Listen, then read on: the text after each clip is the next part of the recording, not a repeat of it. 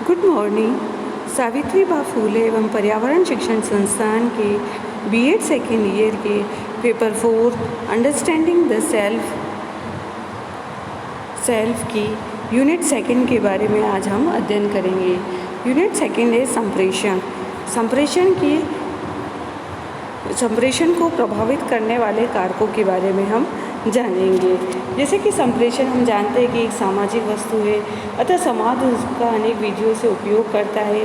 चूँकि भाषा व्यक्ति निरपेक्ष नहीं है, अतः संप्रेषण का वैयक्तिक उपयोग भी संभव है।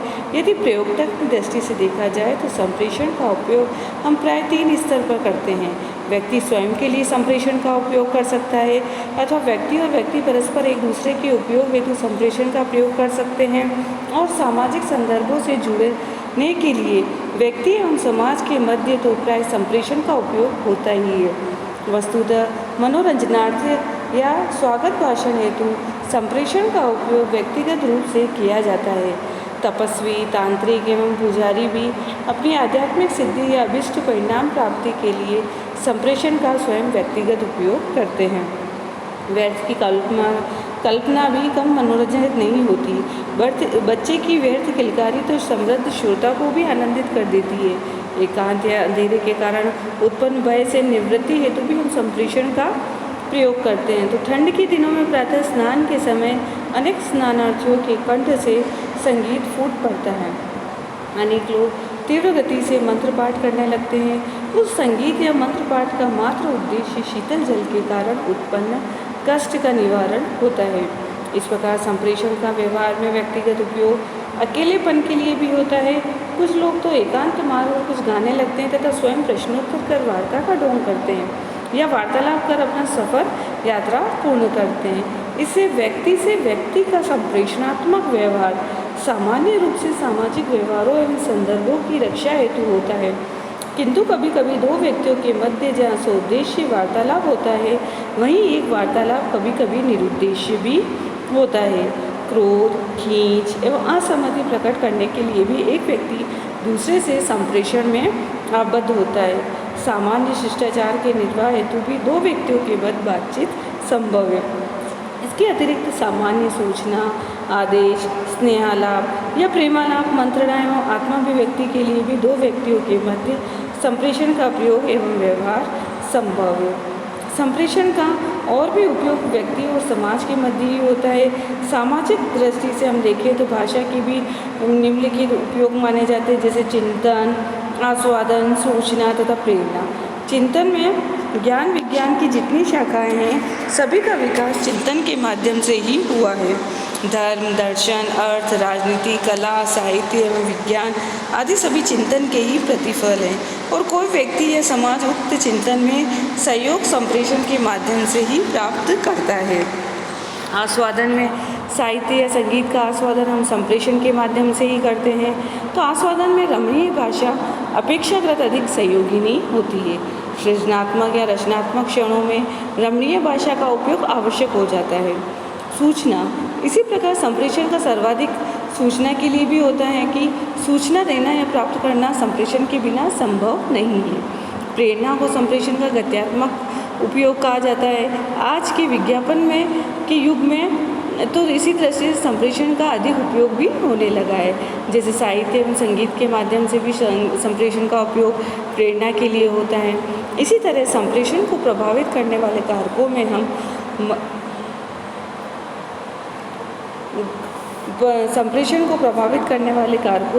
में हम पर्यावरण संबंधी कार्य के बारे में जानेंगे।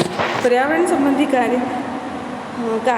कार्य में है कि विद्यालय के बाहर आपने देखा होगा कि जैसे व्यावसायिक सिनेमा या रेडियो एवं टीवी के कार्यक्रम विद्यालय के अंदर हो रही कक्षा की संचार प्रक्रिया से अधिक मनोरंजक एवं विविध होते हैं। अतः प्राय विद्यालय के बाहर इन कार्यक्रमों को देखने हेतु विद्यार्थी अपनी कक्षाओं से अनुपस्थित होकर बाहर चले जाते हैं।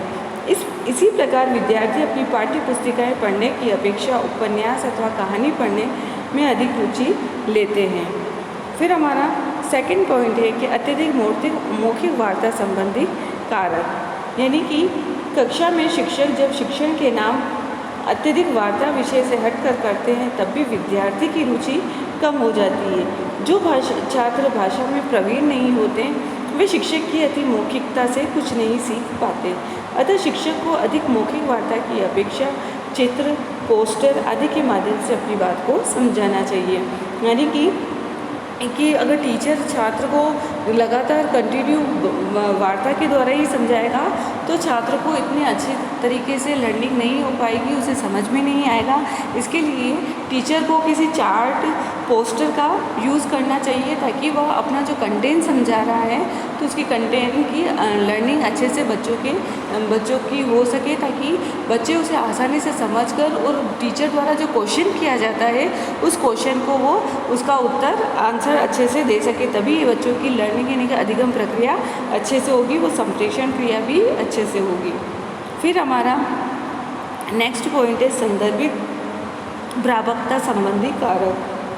शिक्षण प्रक्रिया में अपने विचार, संप्रत्यय या प्रक्रिया की व्याख्या करने हेतु शिक्षक द्वारा प्रयुक्त शब्द कभी कभी भ्रामकता पैदा करते हैं, यानी कि ऐसे कन्फ्यूज़न पैदा करते हैं कि शिक्षक द्वारा प्रयुक्त उपयुक्त शब्द विद्यार्थियों को वांछित विचार समझाने में सहायक होते हैं, जबकि कभी कभी भ्रामकता उत्पन्न कर व्यवधान उत्पन्न करते हैं। जैसे उदाहरण के तौर पे हम देखें तो गणित का अध्ययन करते समय शिक्षक यदि इतिहास की गाथाओं का वर्णन करने लगे तो क्या संदर्भित प्रसंग में भ्रामकता उत्पन्न होने लगती है?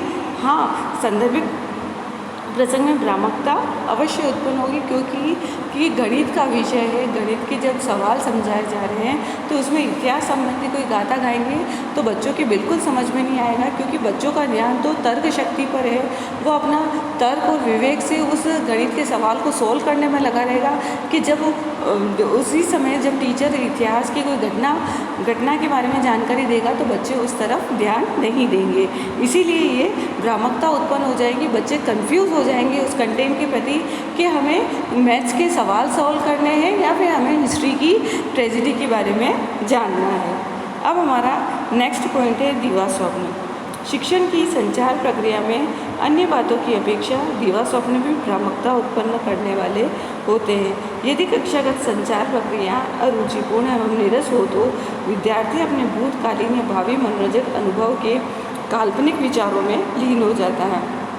उदाहरण के तौर पर देखोगे कि अगर टीचर एबिलिटी वाला नहीं है, टीचर में कोई इंटरेस्ट नहीं है कंटेंट के प्रति, तो टीचर जब अपने कंटेंट को प्रेजेंट करेगा तो बच्चे भी उसके प्रति रुचि नहीं दिखाएंगे, और जब बच्चे रुचि नहीं दिखाएंगे तो बच्चों को खाली दिमाग शैतान अगर वो अपने क्लास में जब बैठे हुए होंगे उन्हें चुपचाप बिठाया जाएगा, जब उन्हें समझ में नहीं आएगा तो उनका दिमाग कहीं और लग जाएगा।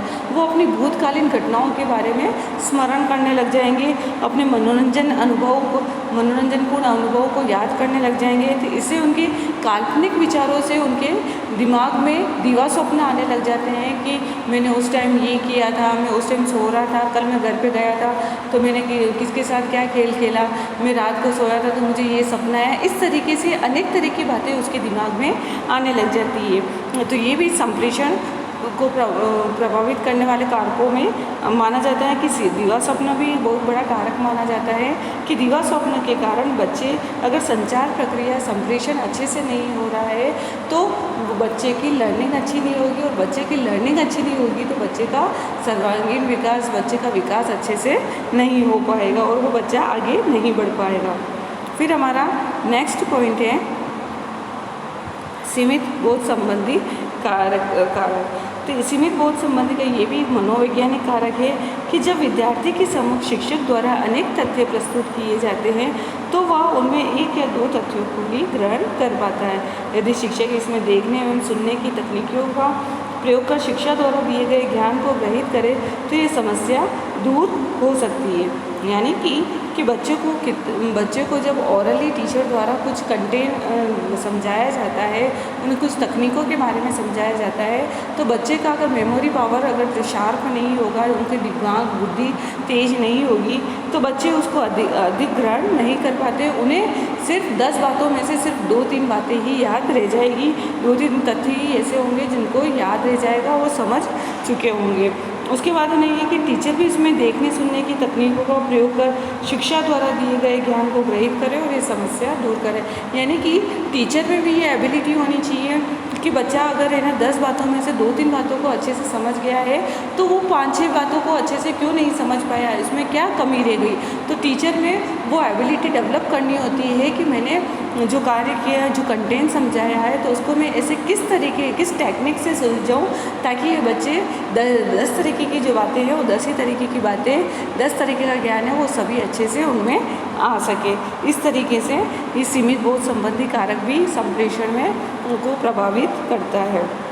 अब हमारा नेक्स्ट है शारीरिक असुविधा संबंधी कारक, यानी कि शिक्षण अधिगम की संचार प्रक्रिया में शारीरिक असुविधा हो रही है तो भी संप्रेषण क्रिया प्रभावित होती है। असुविधापूर्ण बैठने की व्यवस्था, प्रकाश की व्यवस्था, शुद्ध वायु का न होना आदि असुविधाओं के कारण भी विद्यार्थी की शिक्षा प्रक्रिया में रुचि एवं ध्यान नहीं रह पाता। कि कक्षा यदि सीलन युक्त है तथा प्रकाश की कमी वाली है तो भी विद्यार्थियों का ध्यान पढ़ने की अपेक्षा बाहर ही अधिक रहेगा। यानी कि अगर बच्चा शारीरिक रूप से भी परेशान है, उसकी शारीरिक विकलांगता है या फिर कक्षा में बैठने की स्थिति अच्छी नहीं है या फिर वो बच्चा बैठ नहीं पा रहा है तो उसके लिए कुछ अलग से टेबल कुर्सी की व्यवस्था होनी चाहिए। प्रकाश की अच्छी, अगर उसे नहीं दिखता है तो प्रकाश की अच्छी व्यवस्था होनी चाहिए, उसे आगे बिठाना चाहिए जहाँ रोशनी की पर्याप्त व्यवस्था हो और शुद्ध वायु का होना, क्योंकि अगर बहुत अधिक गर्मी है और क्लास में अंधेरा है, हवा के लिए पंखे नहीं है तो भी बच्चे घबराएंगे और उनकी शिक्षा प्रक्रिया अच्छे से नहीं हो पाएगी, संप्रेषण प्रक्रिया को प्रभावित करेगा।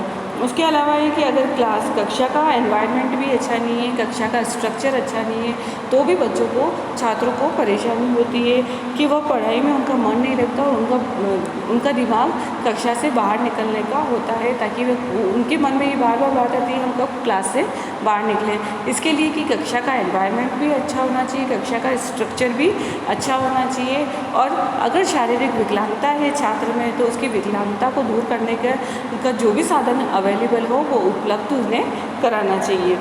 ये है शारीरिक असुविधा संबंधी कारक। अब नेक्स्ट है हमारा रुचि संबंधी कारक, यानी कि संप्रेषक और प्राप्तकर्ता इन दोनों में से भी यदि एक की भी रुचि संप्रेषण क्रिया में अगर नहीं होगी तो संप्रेषण प्रक्रिया पूरी नहीं मानी जाती है। इसके लिए संप्रेषककर्ता और प्राप्तकर्ता दोनों की रुचि उस कंटेंट के प्रति होनी चाहिए कि वो जो संप्रेषण प्रक्रिया जिस कंटेंट के लिए कर रहे हैं, जिस टॉपिक के लिए कर रहे हैं, उसमें दोनों का इंटरेस्ट होना अति आवश्यक है। अगर उन दोनों में से एक भी, भले ही वो संप्रेषक हो या प्राप्तकर्ता हो, अगर दोनों में से एक भी रुचि नहीं लेगा तो संप्रेषण प्रक्रिया अधूरी मानी जाएगी। तो यह संप्रेषण प्रक्रिया को प्रभावित करने वाला कारक महत्वपूर्ण माना जाता है, क्योंकि रुचि ही ऐसा शब्द है जिससे हर कार्य अच्छे से संबंधित होता है, हर कार्य अच्छे से संपन्न होता है। कि अगर दोनों अच्छे से इंटरेस्ट लेंगे तो संप्रेषण प्रक्रिया आगे आगे बढ़ती जाएगी और उनका हर कार्य अच्छे से होता जाएगा। फिर हमारा नेक्स्ट है संप्रेषण सामग्री संबंधी कारक, यानी कि यदि संप्रेषण सामग्री प्राप्तकर्ता की रुचि और आवश्यकता के अनुकूल ही नहीं हुई और योग्यता और क्षमता के अनुकूल नहीं हुई तो संप्रेषण प्रक्रिया को प्रभावित करता है। क्या अगर संप्रेषण सामग्री संबंधी, यानी कि अगर वो बात कर रहे हैं तो उनके पास बात करने के लिए आमने सामने टेबल कुर्सी अच्छे से अवेलेबल है या नहीं है। संप्रेषण सामग्री में आपको जैसे अगर कंप्यूटर की आवश्यकता है, नेट की आवश्यकता है, अगर आपको आप आपस में जब बात कर रहे हैं तो आपको इंटरनेट की सुविधा उपलब्ध है या नहीं है, आपको कोई कंटेंट नेट पर ढूंढना है तो इसके लिए इंटरनेट की सुविधा चाहिए, वो अवेलेबल है या नहीं है, कंप्यूटर अवेलेबल है या नहीं है, मोबाइल फ़ोन अवेलेबल है या नहीं है। इससे संप्रेषण सामग्री से रिलेटेड जो भी संचार संबंधी सामग्री है, अगर वो रुचि भी होगी, आवश्यकता जो आवश्यकता है वो भी नहीं होगी तो वो संप्रेषण प्रक्रिया को प्रभावित करेगा, क्योंकि संप्रेषण प्रक्रिया इन सभी सामग्रियों के बिना अधूरी मानी जाती है। इसलिए इसके संप्रेषण प्रक्रिया को प्रभावित करने वाले कारकों में इसे भी इम्पोर्टेंट माना गया है। अब हमारा नेक्स्ट है संप्रेषण माध्यम संबंधी कारक, यानी कि संप्रेषणकर्ता और प्राप्तकर्ता के बीच जब भी संप्रेषण चालू रखा जाता है तो संप्रेषण माध्यम धारा प्रवाह का कार्य करता है। यदि धारा प्रवाह रुक जाएगा तो बिजली का बल्ब नहीं जलेगा, अतः माध्यम की कमी से संप्रेषण में रुकावट आ सकती है। इसका मतलब यही है कि अगर संप्रेषण करता है यानी कि संप्रेषक है और प्राप्त करता है, अगर ये दोनों अच्छे से बात नहीं करेंगे, बीच में इनके बात करने का क्रम टूट जाएगा, तो अगर इसका उदाहरण ये दिया गया है कि जिस तरीके से धारा प्रवाह का माध्यम बीच में से अगर टूट जाएगा तो बिजली का बल्ब नहीं जलेगा। तार अगर बीच में से टूट जाता है तो बिजली का बल्ब नहीं जलता है। उसी तरीके से संप्रेषक और प्राप्तकर्ता दोनों आपस में अगर बात नहीं करेंगे, उनकी बात बीच में ही रुक जाएगी, एक दूसरे का विचारों का आदान प्रदान अगर नहीं होगा और बीच में ही रुक जाएगा, वो शांत हो जाएंगे, तो कार्य की गतिविधि भी बढ़ जाएगी और कार्य संपन्न नहीं हो पाएगा। ये संप्रेषण के माध्यम को प्रभावित करने वाला कारक संप्रेषण में माना गया है। फिर हमारा नेक्स्ट है भाषा संबंधी कारक। भाषा संबंधी कारक यानी कि जिस भाषा में हम बोल रहे हैं उनमें संकेतों का भी प्रयोग कर रहे हैं। यदि प्राप्तकर्ता को उनकी समझ में नहीं आ रहा है तो संप्रेषण कार्य को प्रारंभ भी कैसे किया जाएगा। अगर यदि प्राप्तकर्ता समझ तो गया है परंतु उसकी भाषा या संकेत की योग्यता उसमें नहीं है तो वो अपने विचार आपस में नहीं पहुंचा सकता, तो इससे क्या होगा, संप्रेषण का क्रम भी टूट जाएगा, तो इससे संप्रेषण प्रक्रिया प्रभावित होगी। तो भाषा संबंधी कारक में ये भाषा को भी इम्पोर्टेंट माना गया है कि भाषा के बिना कार्य संपन्न नहीं हो सकता, क्योंकि जब प्राप्तकर्ता को संकेतों का भी संकेतों की योग्यता भी नहीं है, भाषा की योग्यता नहीं है, उसमें भाषा की भी कमी है, वह अपनी बोलचाल की भाषा में भी उसमें कमी है, उसके सामने अगर इशारों में भी बातें करें तो उसे संकेतों का भी पता नहीं चलता है और संकेतों की योग्यता भी उसमें नहीं है। तो इस तरीके से विचार अपने आप ही संप्रेषककर्ता के पास नहीं पहुंच पाते हैं और संप्रेषण का माध्यम टूट जाएगा। तो इस तरीके से माध्यम अगर टूट जाएगा तो संप्रेषण प्रक्रिया अधूरी मानी जाएगी और ये संप्रेषण को प्रभावित करने वाला कारक माना जाता है। अब आपने ये जो इमेज बताई है ये दिवा स्वप्न संबंधी इमेज है, यानी कि बालक अपने जब अकेले में होता है या उसका ध्यान कहीं और होता है तो वो दिवा स्वप्न जैसे कोरी कल्पनाएं करने लग जाता है, तो उसमें वो कल्पनाओं पर आधारित स्वप्न देखने लग जाता है कि वह आसमान में उड़ रहा है। जैसा कि इसमें बताया है कि वह बिल्ली के एक बालक बिल्ली के ऊपर बैठा हुआ है, पीछे इंद्रधनुष है, तो ये एक कोरी कल्पना मानी जाती है कि उसने अपने दिमाग में ऐसे अरुचिपूर्ण और नीरस जब हो जाता है बालक तो अपने मनोरंजन के अनुभव के लिए वह ऐसे दिवा स्वप्न देखने लगता है और अपने काल्पनिक विचारों में वह लीन हो जाता है। अब सेकंड इमेज दिख रही है आपके सामने, ये है मंदबुद्धि बालकों की, यानी कि शारीरिक असुविधा संबंधी छात्रों की है जो अपने शारीरिक विकलांगता के कारण अपनी कक्षा में भी टीचर द्वारा दिया गए कार्य को संपन्न कर रहे हैं। यानी कि इनको चित्रकला एक आर्ट सिखाया जा रहा है कि बोर्ड पे चित्रकारी करना। अब ये जो छात्र आपको दिख रहे हैं इसमें इनकी शारीरिक विकलांगता बताई गई है कि मंदबुद्धि बालक है और ये मंदबुद्धि बालक भी कितने अच्छे से अपने बोर्ड को कलर करने का काम कर रहे हैं और कलर के साथ साथ ही उस पर पेंटिंग का काम भी कर रहे हैं। तो इस तरीके से टीचर द्वारा जो संप्रेषण प्रक्रिया हो रही है वह भी उसको प्रभावित कर रही है कि वो टीचर द्वारा वो समझ रहा है और उसके अपने मन और दिमाग बुद्धि से ये कार्य करते जा रहे हैं।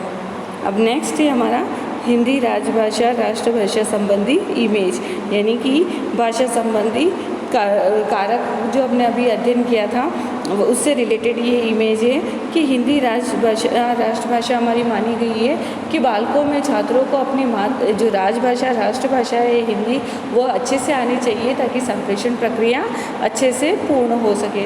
अगर संप्रेषण प्रक्रिया अच्छे से पूर्ण होगी तो इसको प्रभावित करने वाले कारक में भाषा संबंधी कारक भी कम महत्वपूर्ण माना जाएगा, क्योंकि अगर बालकों में अगर भाषा का अच्छा सा ज्ञान होगा, अच्छी स्पष्टता होगी तो संप्रेषण प्रक्रिया अच्छे से संपन्न हो सकेगी। अब है स्व अध्ययन संबंधी कारक, यानी कि बालकों में स्व अध्ययन संबंधी कार्य भी करना चाहिए कि बच्चों में इतनी एबिलिटी होनी चाहिए, इतनी योग्यता होनी चाहिए कि वह अपने रुचि के अकॉर्डिंग स्व अध्ययन कर सके। जैसे कि हमने रुचि संबंधी कारक का अध्ययन किया था, तो उसमें बच्चे की अगर रुचि होगी तो वो स्वयं भी अध्ययन करने लगेगा। उसी तरीके से मैंने आपके सामने जो इमेज बताई है उसमें ये बताया गया है कि बच्चे स्वयं अध्ययन कर रहे हैं, उनके पास बुक भी है, सारी सामग्री भी है, वो अपने स्थान पर बैठकर स्व अध्ययन का कार्य कर रहे हैं। इस तरीके से पढ़ाई के प्रति इंटरेस्ट होगा तो संप्रेषण प्रक्रिया भी संपूर्ण होगी। अब है शिक्षण सहायक सामग्री, यानी कि विद्यार्थियों को जब शिक्षण सहायक सामग्री अच्छे से प्राप्त हो जाएगी तो उनमें संप्रेषण प्रक्रिया भी अच्छे से प्रभावित हो जाएगी। यानी कि इसमें कंप्यूटर, बुक्स, ये रेडियो, ट्रांजिस्टर सभी बता रखे हैं। तो इस इमेज के अकॉर्डिंग अगर उनको सभी कंटेंट से रिलेटेड जो भी कार्य होगा तो इन सभी सामग्रियों के थ्रू वो अपना कार्य संपन्न कर सकेंगे। तो इससे उनकी संप्रेषण प्रक्रिया में किसी तरीके की कोई बाधा नहीं आएगी। अब है संप्रेषण माध्यम। जो हमने संप्रेषण माध्यम संबंधी कारक पढ़ा था तो उसके लिए ये इमेज बताई गई है कि इसमें टेलीविज़न, सभी इंटरनेट संबंधी सारी जानकारी जो भी हमें चाहिए वो सभी इन साधनों, इन माध्यमों के से रिलेटेड है। इनके थ्रू ही हमें बच्चों को अपना कार्य संपूर्ण किया जा सकता है संप्रेषण का। कि ये दृश्य श्रव्य सामग्री मानी जाती है कि इंटरनेट, रेडियो, लैपटॉप, ये सारी सामग्रियाँ देख के सुनकर छात्र अपनी अधिगम का कार्य कर सकता है। संप्रेषण प्रक्रिया अच्छे से संपन्न हो, उसको प्रभावित हो, उसके लिए ये इन संप्रेषण माध्यमों का प्रयोग हुआ कर सकता है। तो इससे संप्रेषण माध्यम में किसी तरीके की कोई कमी नहीं आएगी और यह संप्रेषण को प्रभावित करेगा।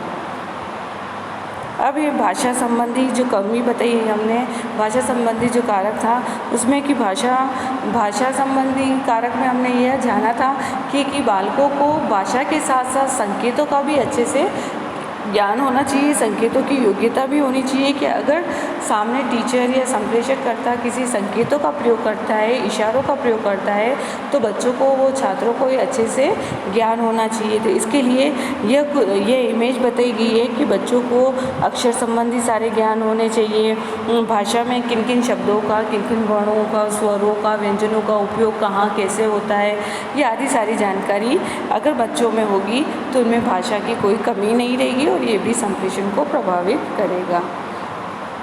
इस तरीके से आज हमने संप्रेषण को प्रभावित करने वाले कारकों के बारे में जाना था। संप्रेषण को प्रभावित करने वाले कारकों में फिर उसमें मनोवैज्ञानिक दृष्टि से भी बताया गया है, सामाजिक दृष्टि से भी बताया गया है और भाषा शास्त्रीय दृष्टि से भी बताया गया है। तो उसी के थ्रू उसी से संबंधित हमने आज सामाजिक दृष्टि से यानी कि सामाजिक संप्रेषण को प्रभावित करने वाले कारकों के बारे में अध्ययन किया। Thank you.